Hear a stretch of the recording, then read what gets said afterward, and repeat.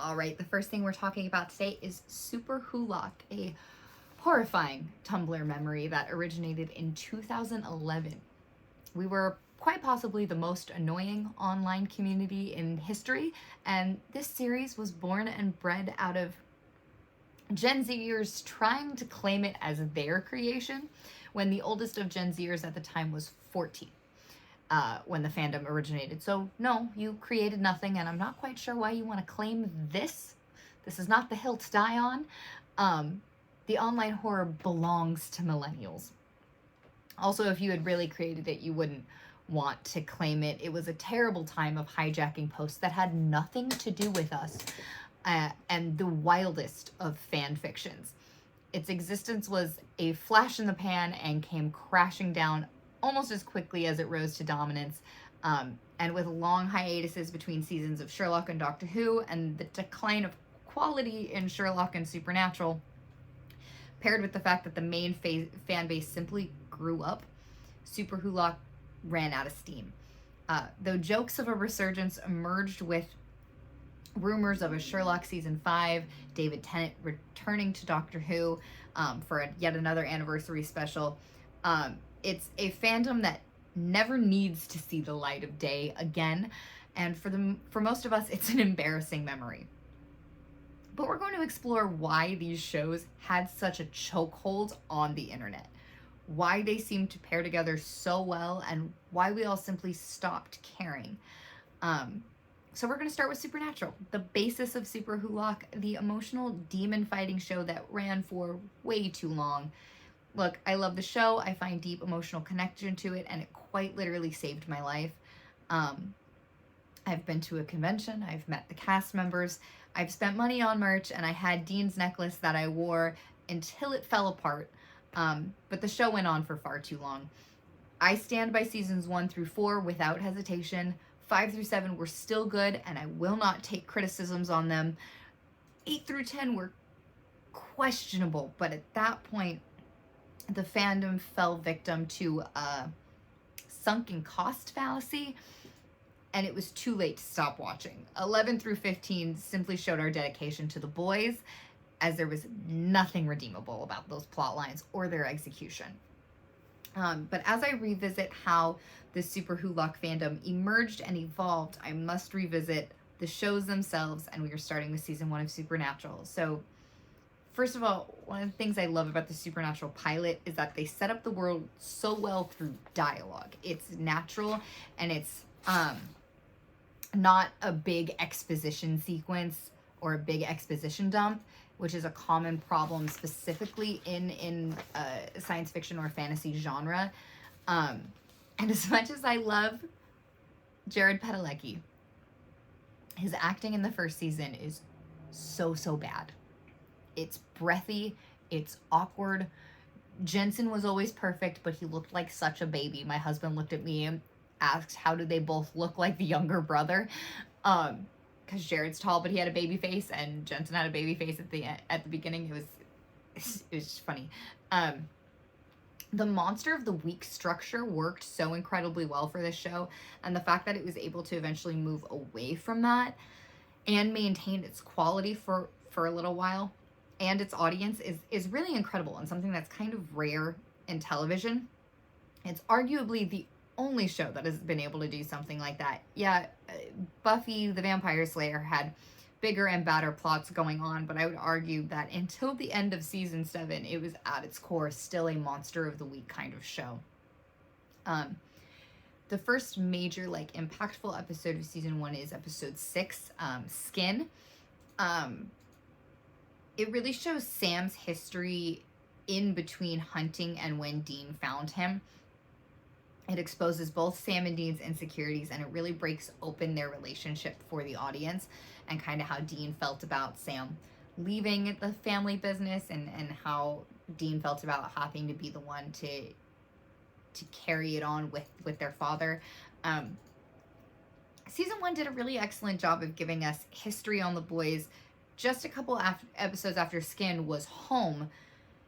And this one makes me cry because it gave us Mary Winchester and how both of the boys felt and feel about her, their childhood and her death.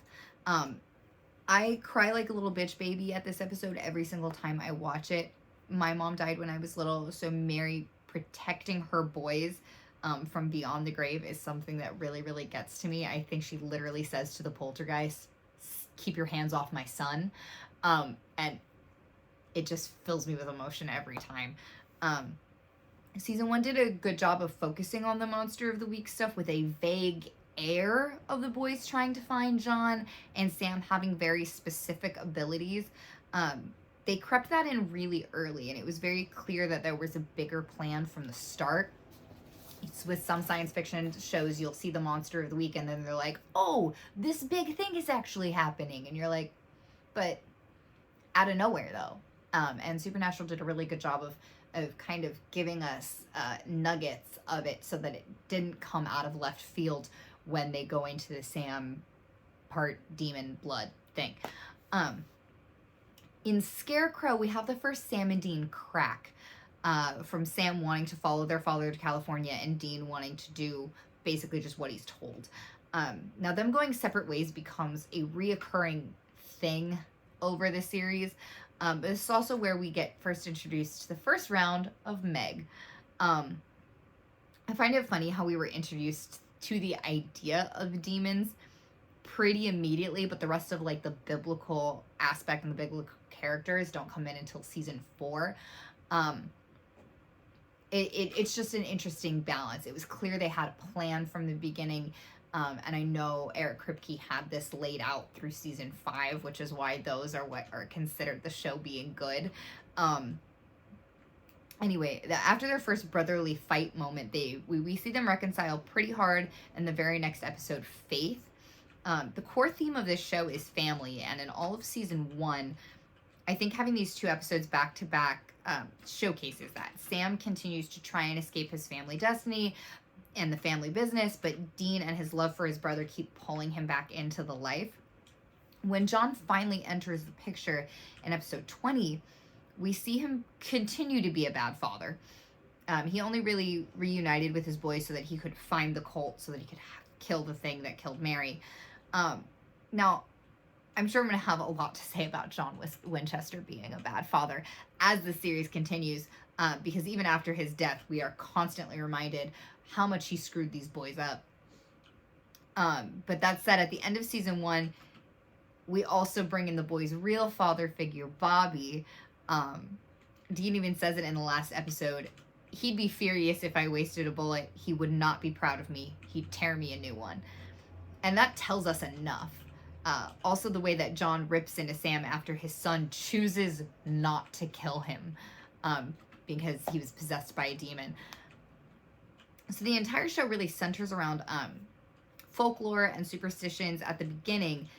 So that's really, it's basic, it's expected from a show like this. Like, that was the base of what they could have done. I find the thing in Supernatural that earns its name is how they did something more. Like in season 1 with Sam having visions and discovering that he is different somehow. Toward the end of the season, Sam gets really overwhelmed with his powers. And at first it's something that's happening to him and not because of him. So Supernatural earns its name through the boys and not necessarily what the boys fight.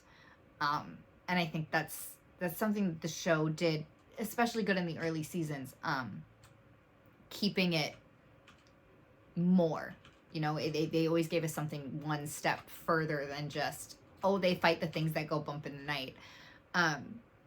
They did a really good job of setting up the bigger story in the first season, as well as letting the audience know the rules of the world we were watching. So demons, symbols to trap demons, the salts keep them out. They did a really good job of setting up the lore to the point where, like, when you go to Supernatural conventions and stuff, there are always people who can recite the exorcism in Latin. Like, those are things that fans attach themselves to, because this show did a good job of not only telling us, but reminding us what the lore is.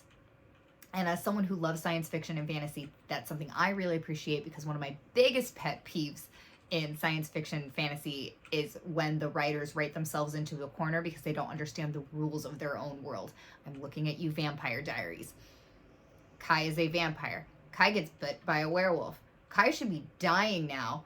Oh no, he witches his way out of it, even though we've already established that you can't be a witch and a werewolf. It was garbage. It was garbage writing. And Supernatural never really did that. The original appeal of this show, of course, attractive brothers fighting demons and things that go bump in the night, and realizing that family was the most important thing. This evolves so much in the seasons to come, but in season 1, it was the idea that they could get through anything together, and they've already kind of shown us that.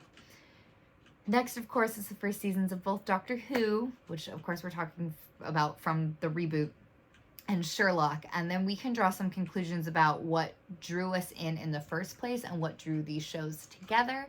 But that is the first episode of our SUPERWhoLock series. I'm going to be really honest with you. I'm probably only going to do these for Doctor Who through when Sherlock ended. Same thing with Supernatural, because the whole point is the fandom as a whole, and the fandom as a whole did not exist till Supernatural's end, and Doctor Who is not ending. So, yeah, we're probably going to only do the seasons where they were a collective, and not go beyond that. But, yeah, drop your input in. I'm sure there was plenty of you that were SuperWhoLockians when Tumblr was a thing.